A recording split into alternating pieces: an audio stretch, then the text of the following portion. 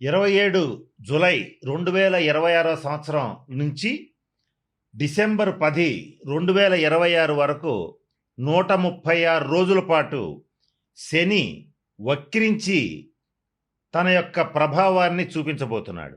అయితే ఇక్కడ వచ్చే సందేహం ఏంటంటే, చాలామందికి ఈ శని వక్ర ప్రభావం ఎవరి మీద ఎలా ఉంటుంది, ఈ శని వక్ర ప్రభావం ద్వాదశ రాశుల వాళ్ళ మీద కూడా కొంతమంది మీద బాగుంటుంది, కొంతమంది మీద కొంచెం ఇబ్బందికరమైన పరిణామాలు ఏర్పడతాయి.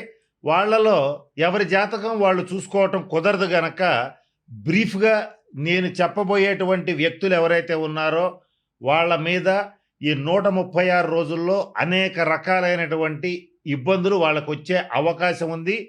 అయితే వాళ్ళ జన్మ జాతకంలో శని బలంగా ఉంటేనేమో తక్కువ వస్తాయి.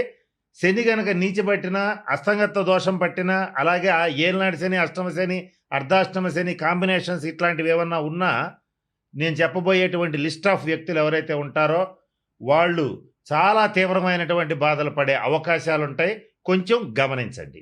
వాళ్ళలో మొట్టమొదటిగా లాయర్లు, అలాగే న్యాయమూర్తులు అంటే జడ్జిలు, అలాగే ఈ కోర్టు సంబంధమైనటువంటి ఉద్యోగాలు చేసేటువంటి వాళ్ళు అంటే కోర్టు స్టాఫ్, అలాగే టీ తోటలు, కాఫీ తోటల్లో పనిచేసేటువంటి వాళ్ళు, దానికి సంబంధించినటువంటి వ్యాపారాలు, ఉద్యోగాలు చేసేటువంటి వాళ్ళు, అలాగే పేకాట క్లబ్బులు, జూద గృహాలు నిర్వహించేటువంటి వాళ్ళు, అక్కడికి తరచుగా వెళ్ళేటువంటి వాళ్ళు, అలాగే నలుపు వస్తువులు అంటే నల్ల మినుములు, నువ్వులు, వీటికి సంబంధించినటువంటి వ్యాపారాలు చేసేటువంటి వాళ్ళు, నూనెకి సంబంధించినటువంటి నూనెలకి సంబంధించిన వ్యాపారాలు చేసేటువంటి వాళ్ళు, నలుపు రంగు వస్తువులని విక్రయించేటువంటి వాళ్ళు, నలుపు రంగు రగ్గులు ఇటువంటివి చేసేటువంటి వాళ్ళు, బిచ్చగాళ్ళు, సన్యాసులు, అలాగే వికలాంగులు, ముఖ్యంగా కుంటివారు, ఇట్లా ఉన్నటువంటి వాళ్ళల్లో ఎక్కువగా వీళ్ళ మీద శనిగ్రహ ప్రభావం ఉంటుంది. అయితే నేను ఇందాకే చెప్పాను, జన్మ జాతకంలో శని ఉన్న స్థానాన్ని బట్టి, శని ఉన్నటువంటి ఆయన యొక్క స్థాయిని బట్టి, ఆయన యొక్క పాజిటివ్గా ఉన్నాడు, నెగిటివ్గా ఉన్న దాన్ని బట్టే ఫలితాలు ఉంటాయి. అలా కాకుండా బ్రీఫ్గా ఏంటంటే, ఇలా నలుపు రంగు వస్తువులు ఇటువంటి వాటితో వ్యాపారాలు చేసేటువంటి వాళ్ళు, ఇలాంటి వాళ్ళందరి మీద కూడా ఈ 136 రోజుల పాటు శని వక్ర ప్రభావం చాలా తీవ్రంగా ఉంటుంది. ఉదాహరణ చెప్పాలంటే, కొంతమంది ఈ 136 రోజుల్లో జరగబోయేది ఏంటంటే, కొంతమంది జడ్జిలు అవినీతి కేసుల్లో బయటపడతారు, వాళ్ళకి శిక్షలు కూడా పడే అవకాశం ఉంటుంది. న్యాయమూర్తులకి తీవ్రమైనటువంటి బెదిరింపులు వస్తూ ఉంటాయి. న్యాయవాదులు కూడా అనేక రకాల చిక్కుల్లో పడుతూ ఉంటారు. ఇట్లాగా వాళ్ళ జాతకాన్ని బట్టి వాళ్ళకి ఖచ్చితంగా ఈ 136 రోజులు కొంచెం డేంజర్ పీరియడ్గానే చెప్పొచ్చు. వాళ్ళు తగినటువంటి శనిగ్రహ శాంతి పరిహార క్రియలు జరిపించుకోవడం మంచిది. అయితే ఈ శని వక్రించినప్పుడు కొంతమందికి అద్భుతంగా రాజయోగం పడుతుంది, కొంతమందికి మాత్రం చుక్కలు కనబడతాయి, అనేక రకాలైన సమస్యలు వస్తూ ఉంటాయి. అయితే ఎవరికి సమస్యలు వస్తాయి, ఎలా వస్తాయి, ఈ శనిగ్రహ ప్రభావానికి ఎలా గురవుతారు అనేటువంటిది దీంట్లో భాగంగా ఇప్పుడు నేను చెప్పబోతుంది ఏంటంటే, ఈ 136 రోజుల్లో ఎవరు శనీశ్వరుడి వల్ల ఇబ్బందులు పడతారు అనేటువంటి వాళ్ళ గురించి చెప్తున్నాను. వాటిల్లో ఇప్పుడు చెప్పబోయేది ఏంటంటే, ఎవరి జన్మ జాతకంలో అయితే శని బలహీనంగా ఉంటాడో వాళ్ళ మీద ఈ శని వక్రగ్రహ ప్రభావం ఎక్కువగా ఉంటుంది. అయితే వాళ్ళు ఏ రకమైన ఇబ్బందులు పడతారు, అనారోగ్యం పాలవుతారా, లేదా యాక్సిడెంట్స్ అవుతాయా, లేదా వాళ్ళు అవమానాల పాల్పడతారా, అట్లాగే దివాలా తీస్తారా, ఇట్లా ఏం జరుగుతుందనేది వాళ్ళ జాతకాన్ని బట్టి ఉంటుంది. కాబట్టి శని బలహీనంగా ఉన్న వాళ్ళ మీద శని వక్ర ప్రభావం చాలా చెడుగా ఉంటుంది. అంటే ఈ 136 రోజులు వీళ్ళకి చెడ్డకాలం. మరి శని బలహీనంగా ఉన్నాడా లేదా అని తెలియాలంటే జాతకం చూస్తే మాకు తెలుస్తుంది. కానీ ఎవరికి వాళ్ళు అందరూ జాతకం చెప్పించుకోవడం కుదరదు గనక ఎవరికి వాళ్ళ సెల్ఫ్ చెక్ చేసుకోవటానికి కొన్ని లక్షణాలు చెప్తాను. ఆ లక్షణాలు కనుక మీకుంటే మీ జాతకంలో శని బలహీనంగా ఉన్నట్లుగానే మీరు భావించండి, జాగ్రత్తగా ఉండండి. మన ఛానల్లో చెప్పే పరిహారాలు చేసుకోండి. అదేంటంటే, శని బలహీనంగా ఉండేటువంటి వాళ్ళు ఎప్పుడు నిరాశ నిస్పృహలతో ఉంటారు.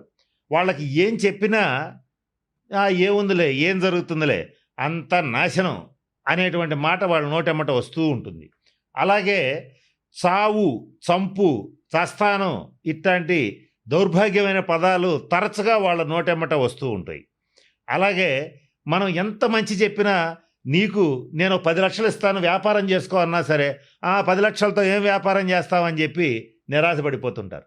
అసలు మనం ఏం చెప్పినా వాళ్ళ నోటెమ్మట పొరపాటున కూడా పాజిటివ్ మాటలు రావు. ఎంతసేపటికి అయిపోయాం, ఇవాళతో పోయాం, అక్కడెక్కడో ఇరాన్ అమెరికా యుద్ధం జరుగుతుంది, ఇక మనం బాగుపడేది ఏముందంటారు. ఇట్లాంటి వాళ్ళందరికీ కూడా ఈ నిరాశావాదులు, అంటే వీళ్ళకి ఆశావాదులు కాదు, వీళ్ళు నిరాశావాదులు, డిప్రెషన్ క్యాండిడేట్స్, వీళ్ళందరికీ కూడా జన్మ జాతకం పరిశీలిస్తే శని బలహీనంగా ఉన్నట్టు మనకి ఆటోమేటిక్గా అర్థమైపోతుంది. వీళ్ళతో బాటుగా ఎప్పుడైతే వీళ్ళకి నిరాశ నిస్పృహలు ఉంటాయో, దేంట్లో సక్సెస్ కాలేమని చెప్పి తరచుగా ఆందోళన పడుతూ ఉంటారో, వాళ్ళకి సహజంగానే మనోధైర్యం తగ్గిపోతుంది. అంటే మనోబలం అంటారు. ప్రతి వ్యక్తికి కష్టాలు వస్తాయి, సుఖాలు వస్తాయి, కానీ మనోబలం కోల్పోకూడదు. మనోధైర్యం తగ్గిపోతుంది. అంటే వీళ్ళకి మనోధైర్యం ఎంత చెప్పినా ఉండదు. కాబట్టి మనోబలం తగ్గిపోయిన వాళ్ళకి కూడా శని బలహీనంగా ఉన్నట్టు లెక్క. అలాగే దీనివల్ల కొంతమంది మనం యువతలో చూస్తూ ఉంటాం. వాళ్ళు చూడటానికి మహాబలంగా దృఢంగా ఉంటారు, మంచి దేశానికి యువతే వెన్నెముక. వాళ్ళు ఏం చేస్తారంటే వాళ్ళకి మనోబలం ఉండదు, తొందరగా వ్యసనాలకి లొంగిపోతారు. అంటే విపరీతంగా సారా తాగుతూ ఉంటారు. కొంతమంది ప్యాషన్ కోసం తాగుతారు, కొంతమంది ఉన్న బాధల్ని బాధ్యతల్ని మర్చిపోవడానికి తాగుతుంటారు. ఎందుకు తాగుతారంటే బాధ్యతలు మొయ్యాలి అని అంటే శని బలంగా ఉండాలి. శని బలంగా ఉన్నవాడే బాధ్యతలు మోస్తాడు. బాధ్యత రాహిత్యంతో ఉన్నవాడే ఈ మద్యపానం చేస్తాడు, ఈ గంజాయి, కొకైన్, హెరాయిన్ ఇటువంటి మాదక ద్రవ్యాలు తీసుకుంటుంటారు. ఏం చేస్తారంటే వీళ్ళు తప్పించుకుంటానికి ట్రై చేస్తుంటారు. ఇట్లాంటి వాళ్ళందరికీ కూడా శని బలహీనంగా ఉన్నట్టు లెక్క.